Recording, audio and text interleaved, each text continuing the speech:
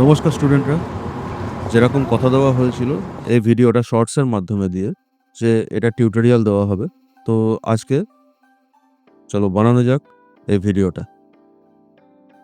তো প্রথমে আমরা বোতল বানাবো, যেরকমভাবে ল্যাথে দিয়ে আমরা আগে দাবার ছক্কা বানিয়েছিলাম বা গুটি বানিয়েছিলাম, সেরকমভাবেই আজকে এই ফ্লাস্কটা তৈরি করা হচ্ছে। তো বোতলটার এক সাইডটাকে জাস্ট লাইন টুল দিয়ে নর্মালভাবে এঁকে নেওয়া হলো। আর এখানে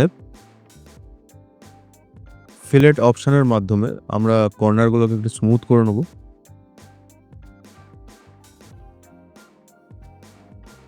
রাফ কর্নার স্মুথ করার ক্ষেত্রে এই ফিলেট অপশনটা আমাদের খুবই কার্যকর। তবে শুধুমাত্র ভার্টেক্স মানে যদি আমরা কোনো লাইন বা কোনো রকম স্প্লাইন বানাই, তবে তার মধ্যেই এই ফিলেট অপশনটা পাওয়া যায়। কিছু কিছু কম্পাউন্ড অবজেক্টে অবশ্যই ফিলেট অপশন তোমরা দেখতে পাবে, তবে মূলত এর কাজটা থাকে এই কর্নারগুলোকে মানে রাফ কর্নারগুলোকে একটু স্মুথ করা। একটা ভার্টেক্সকে দুটো ভার্টেক্সে টুকরো করে কর্নারটাকে কার্ভের মাধ্যমে স্মুথ করে দেয়।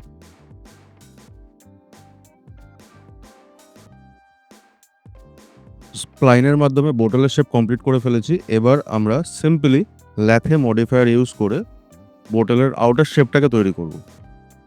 আজকের ক্লাস মডেলিংয়ের নয়, আজকের ক্লাস পার্টিকেলের মাধ্যমে আমরা ডিজায়ার্ড এফেক্টটা আমাদের তৈরি করব খুব সহজ উপায়ে। ল্যাথে মডিফায়ারের মাধ্যমে আমরা বোতলের শেপটা বানানোর পর এর ভিতরে যে গিজমোটা আছে সেটাকে কন্ট্রোল করে এটাকে ফ্লাক্সের শেপ দিয়ে দেবো।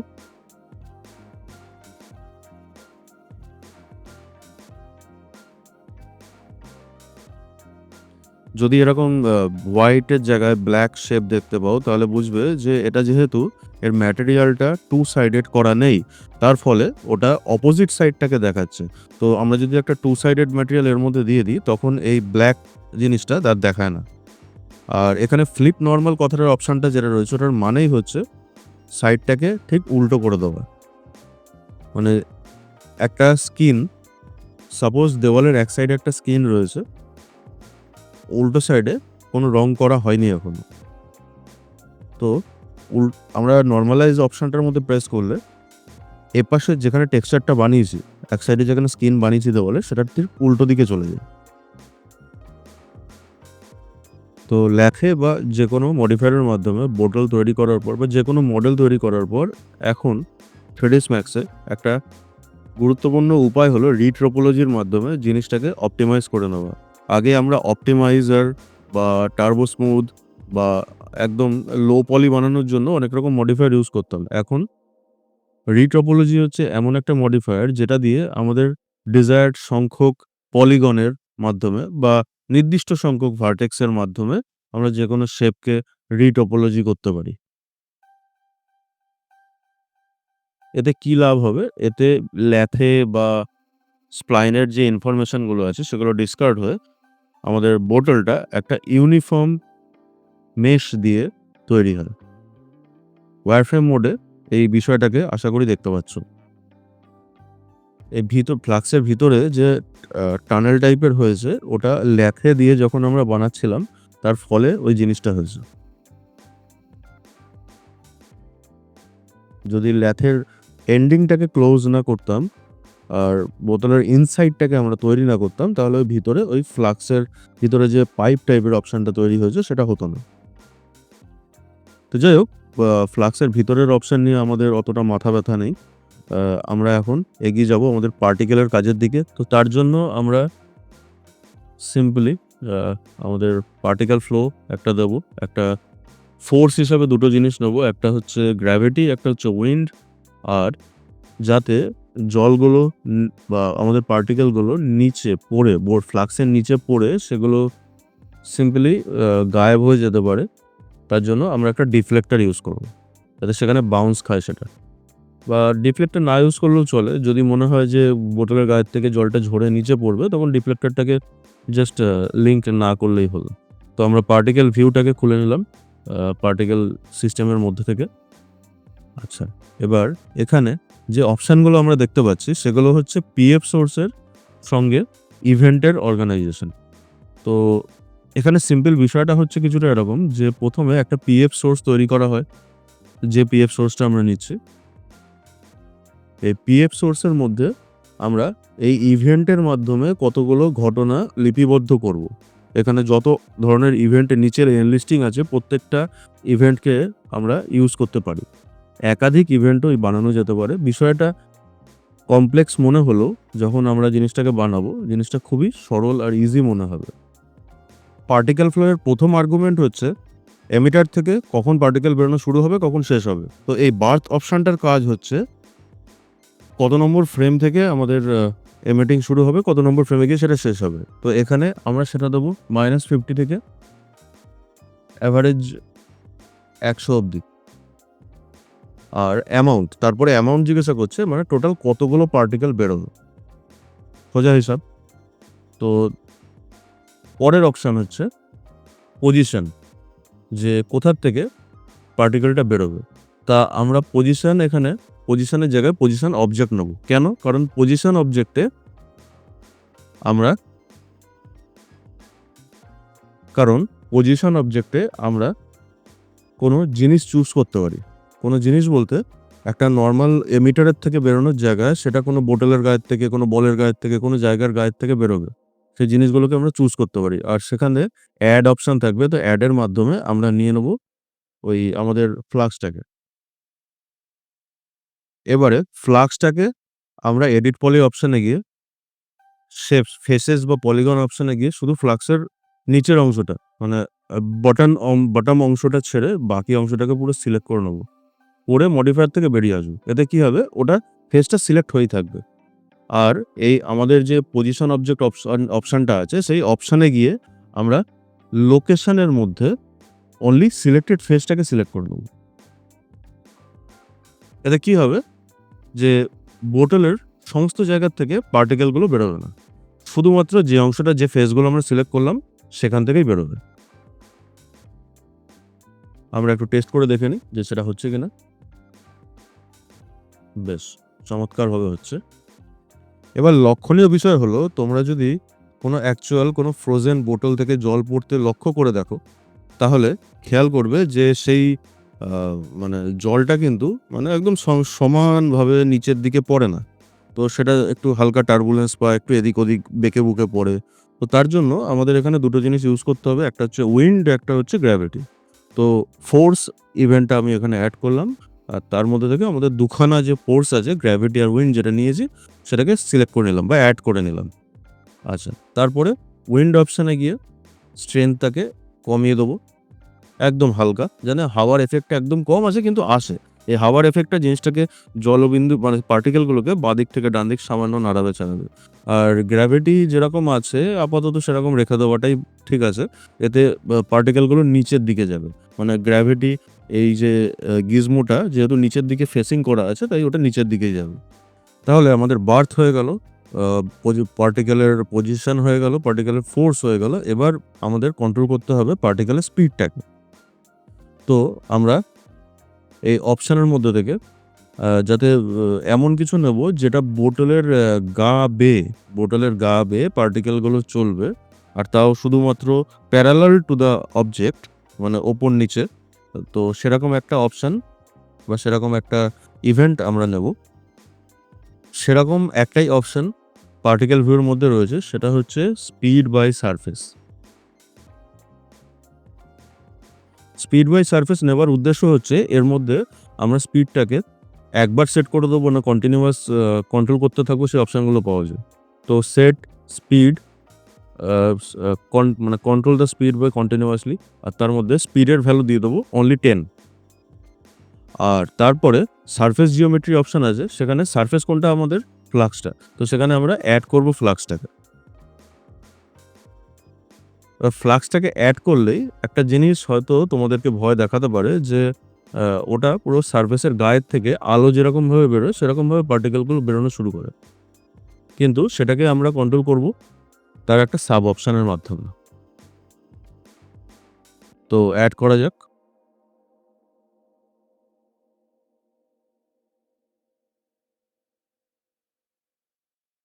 দেখো, চালিয়ে দেখলে চালিয়ে দেখাই তোমাকে কেরম লাগছে।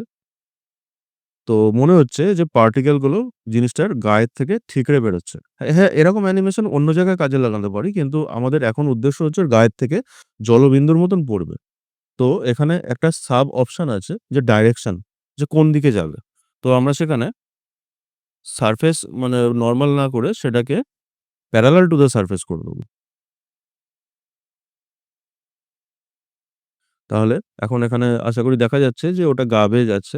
আর এখানে একটা বিশেষ লক্ষণীয় বিষয়, যদি মনে হয় কখনো যে আমাদের রেটটা কমাতে হবে, যে অনেক পার্টিকেলস হয়ে গেছে, তাহলে বার্থ এর মধ্যে গিয়ে এনিটাইম আমরা কমাতে পারি, অ্যামাউন্ট বাড়িয়ে কমিয়ে। ওখানে যে অ্যামাউন্টটা রয়েছে সেটাই ওই টাইমলাইনের মধ্যে ডিভাইড হয়ে যাবে। আচ্ছা।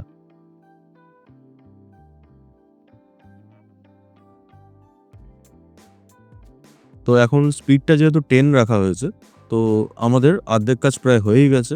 অলরেডি সেই ফিলটা চলে এসছে যে বোতলের গা বেয়ে জলটা যেরকমভাবে পড়ছে, সেই সিনটা দেখার মতো। এর পরের কাজটার জন্য একটু অ্যাডভান্স বুদ্ধি খাটাতে হবে। আমরা এরপরে নেব স্পন। আচ্ছা, স্পন অপশনটা নেবার পরে আমাদের রোটেশন জিনিসটা আর দরকার লাগবে না। তাই রোটেশনটাকে এখান থেকে ডিলিট করে দেবো। আর এরপরে দুটো অপশন থাকবে স্পনটাকে কাজে লাগানোর জন্য। একটা হচ্ছে শেপ, একটা হচ্ছে ডিসপ্লে।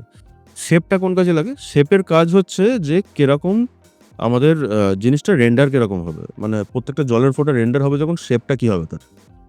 আর ডিসপ্লেটা কি? ডিসপ্লে হচ্ছে যেটা আমরা ভিউ পোর্টের মধ্যে যেটা দেখছি, রেন্ডার নয়, যেটা ভিউ পোর্টের মধ্যে আমরা যে রূপে দেখছি সেটাকে। আচ্ছা, তো এবার স্পন জিনিসটা কি? স্পন জিনিসটা হচ্ছে এই যে ডিসপ্লের মধ্যে আমরা এখান থেকে একটা 3D স্ফিয়ার বা সার্কেল নিয়ে নিলাম।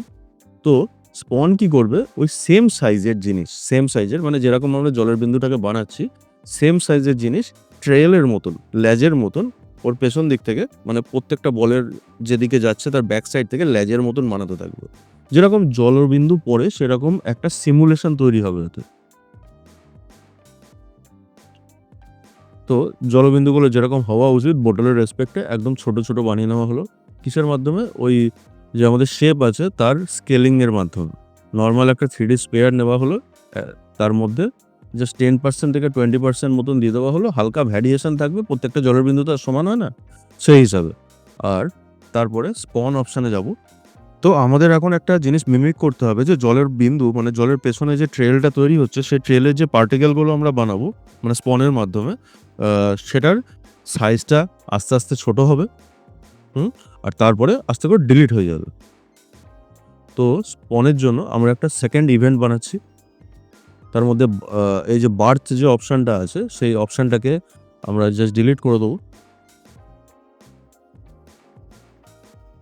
বার্থ অপশনটাকে ডিলিট করে আমাদের খালি দরকার অ্যাকচুয়ালি স্কেল, মানে যে পার্টিকেলগুলো স্পন থেকে তৈরি হচ্ছে সেই পার্টিকেলগুলোকে স্কেল করব ১ নম্বর।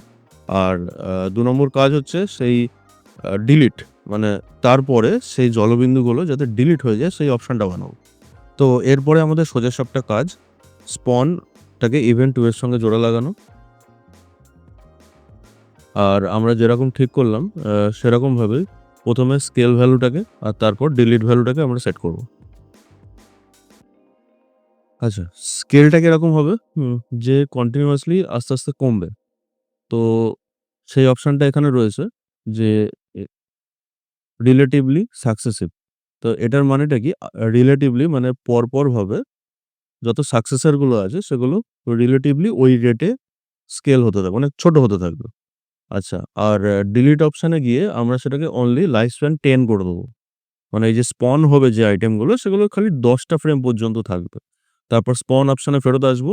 সেখানে এসে পার সেকেন্ডে কটা জলবিন্দু স্পন হবে, অর্থাৎ পার সেকেন্ড অপশনটাকে সিলেক্ট করব ওয়ান্স এর জায়গায়। আর রেটটাকে পরে দেখছি, কিন্তু তার আগে আমাদের যেটাকে সেট করে দিয়ে আসতে হবে সেটা হচ্ছে ডাইভারজেন্স গুলো আর ইনফ্লুয়েন্স গুলো সবকটাকে একদম মিনিমাম করে দেবো। করে তারপরে পার সেকেন্ডে যে রেটটা সেটাকে বাড়িয়ে দেবো। এতে দেখা যাবে কি, অলরেডি দেখাও যাচ্ছে যে আমাদের প্রতি সেকেন্ডে যে কটা জলবিন্দু স্পন বা যে কটা পার্টিকেল স্পন হবে, স্কেলগুলো রিলেটিভ সাকসেসর হিসাবে ডাউন হচ্ছে আর স্পন রেটটা বাড়ছে। অর্থাৎ পার্টিকেলের পরিমাণ কন্টিনিউয়াস বাড়িয়ে দেওয়া হলো। আর তারা একটা সময় পর ১০ টা ফ্রেম পর সেগুলো ছোট হতে, হতে আস্তে, আস্তে ডিলিট হয়ে যাচ্ছে। তো এইটুকখানি ছিল স্পনের ইভেন্ট 2 এর গল্প। আর এতেই অলরেডি জলবিন্দু যেরকমভাবে পড়ে সেই এফেক্টটা আমরা অলরেডি অ্যাচিভ করে ফেলেছি। তো এরপরে আমরা একটা অপশনাল ইভেন্ট বানাবো, অর্থাৎ ইভেন্ট 3।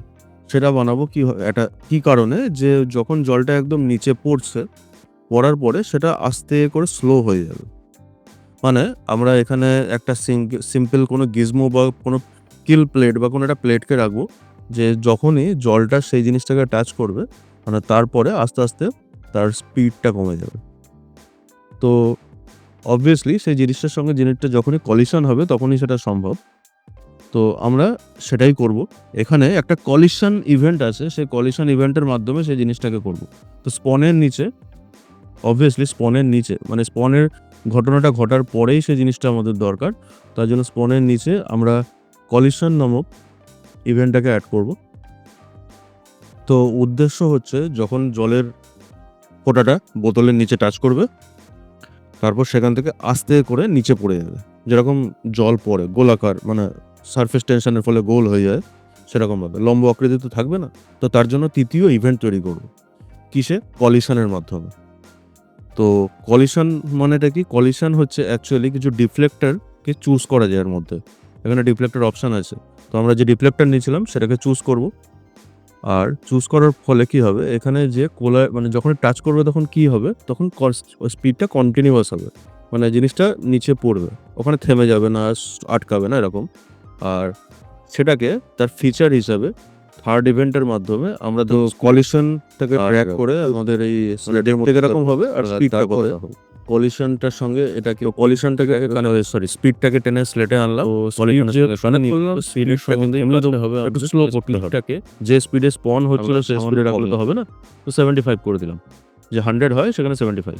আচ্ছা, তার সঙ্গে ডিসপ্লে। এবার ডিসপ্লে ভ্যারিয়েশন সামান্য দেওয়ার পর ডিসপ্লেতে গিয়ে ডিসপ্লে টিক্স করা আছে, মানে দাগের মতন দেখাবে যে নিচে টিক চিহ্নের মতন পড়ছে। তার জায়গায় ডিসপ্লেটাকে আমরা কি করে দেবো, যেটা আমাদের দেখতে সুবিধা হয়, সেই ওই জিওমেট্রি বা গোলাকার কিছু একটা দিয়ে দেবো। জিওমেট্রি দিলে আগে যে শেপটা ছিল সেই শেপটাই পড়বে, অর্থাৎ সেই গোলাকার শেপটা যেটা আমরা চুজ করে এসেছিলাম আগে।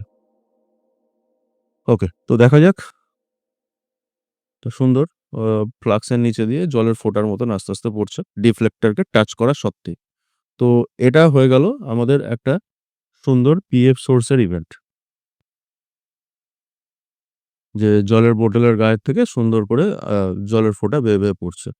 তো পুরোটাই অ্যাকচুয়ালি একটা অপটিক্যাল ইলিউশন। কতগুলো পার্টিকেল নির্দিষ্ট সময় তৈরি হচ্ছে, নির্দিষ্ট সময় ডিলিট হয়ে যাচ্ছে। আর অন্য একটা ডিফ্লেক্টরকে টাচ করার পরেই সেটা অ্যাকচুয়ালি অন্য পার্টিকেল, যেটা ডিসপ্লে জিওমেট্রির আকারে সেটা স্মুথলি 75% স্পিড নিয়ে নিচে পড়ছে। এটা হচ্ছে পুরো জিনিসটার সামারি। আচ্ছা, এবার জিনিসটাকে আরো একদম প্রফেশনাল লুক দেওয়ার জন্য বোতলের গায়ে কিছু জলবিন্দু আটকাবো আমরা।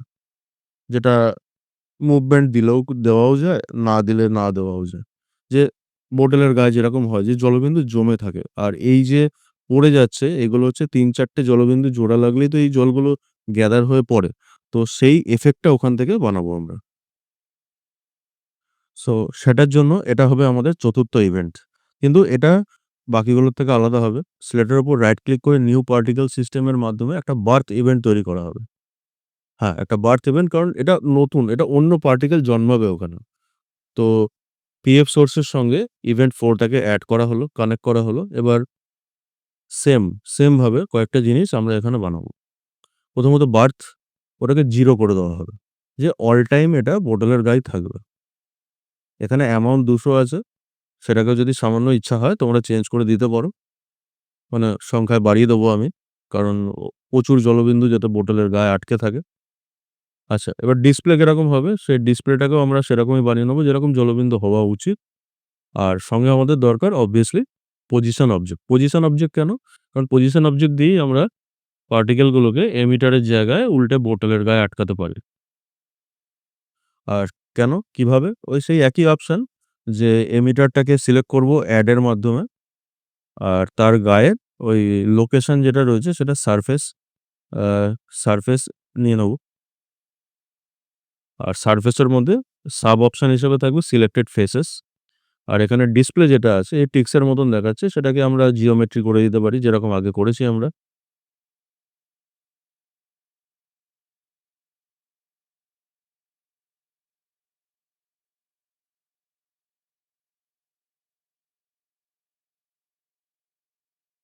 আচ্ছা, এখানে একটা শেপ আমাদের এড করতে হবে। কেন এড করতে হবে? কারণ ডিসপ্লেটা কিসের জন্য? ভিউ পোর্টের জন্য আগেও বলেছি।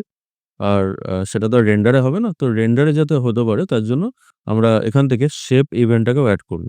শেপ ইভেন্টটাকে এড করে ওখানে 3D স্ফিয়ার এড করে দেবো সেম সাইজের। যেরকম আগের জলবিন্দুগুলোর সাইজ ছিল পুরো অ্যাকুরেট করতে হবে না। হালকা ভ্যারিয়েশন হলেও চলবে তবে ওরকম বানিয়ে নেবো। আচ্ছা এবার সিম্পলি কতগুলো আ যদি আমাদের ম্যাটেরিয়াল দিয়ে কালারগুলো সুন্দরভাবে আটকে দেওয়া যেতে পারে। ম্যাটেরিয়াল কিরকম বানানো হবে সেটা পুরোপুরি যে বানাচ্ছে তার উপর নির্ভর করে। এটা ম্যাটেরিয়ালের ক্লাস তো এখানে দেওয়া হচ্ছে না। তো সেই হিসেবে ম্যাটেরিয়াল অন্যদিন হবে। তো সিম্পলি নীল রং করে দিতে পারো বা তোমাদের যদি স্কিল থাকে হাতে ট্রান্সপারেন্ট কালার বানানোর জলের জন্য সেগুলো বানিয়ে আ সিম্পলি এখানে এড করা যেতে পারে। কিভাবে এড করা যাবে? এখানে ম্যাটেরিয়াল ইভেন্ট আছে। সেই ইভেন্টের মাধ্যমে সেই ইভেন্টের মধ্যে আমরা ম্যাটেরিয়াল চাইলে দিয়ে দিতে পারি। প্রত্যেকটা জিনিসে মানে যে ইভেন্ট গুলো রয়েছে সেই ইভেন্টের মধ্যে আমরা সেগুলোকে দিয়ে দিতে পারি। তো আমাদের আজকের ক্লাস এই পর্যন্ত। আ এবার রেন্ডারের পালা। নিজেদের প্রিয় রেন্ডার যেটা রয়েছে, যে ইঞ্জিনে তোমরা রেন্ডার করো সেটাকে তাই দিয়ে রেন্ডার করো। আর বেস্ট রেজাল্ট গুলোকে পাঠাও আমাদেরকে। এরকম আরো অ্যানিমেশন টিপসের জন্য আমাদের RGT চ্যানেলকে ফলো আর সাবস্ক্রাইব করুন। ধন্যবাদ। পরের ক্লাসে আবার দেখা হবে।